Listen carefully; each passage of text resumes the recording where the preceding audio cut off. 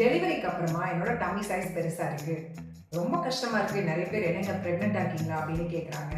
So கவலையே படாதீங்க. உங்களுக்கு ஃப்ளாட் பெல்லி வேணுமா, ஸ்லிம்மாக இருக்கணுமா, ஃபிட்டாக இருக்கணுமா, ஹெல்த்தியாக இருக்கணுமா, இந்த வீடியோ ஸ்கிப் பண்ணாமல் ஃபுல்லாக பாருங்கள். கண்டிப்பாக உங்களுக்கு ரொம்ப யூஸ்ஃபுல்லாக இருக்கும்.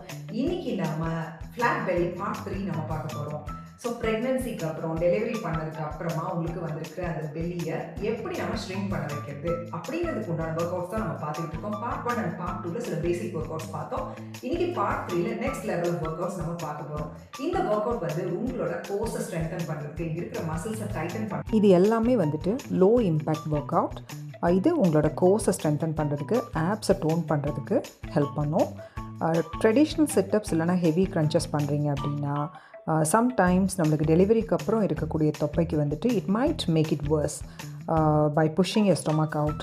ஸோ அதனால் இந்த லோ இம்பேக்ட் வேரியேஷன் வந்து 100% சேஃப். இது வந்து உங்கள் அப்டமினல் செப்பரேஷனை ஹீல் பண்ணுறதுக்கு கண்டிப்பாக ஹெல்ப் பண்ணும். ஸ்லோவாக பொறுமையாக பண்ணுங்கள். இதெல்லாம் ட்ரை பண்ணிவிட்டு எப்படி ஃபீல் பண்ணீங்க அப்படின்னு கமெண்ட்ஸில் ஷேர் பண்ணுங்கள். Stay active and stay fit.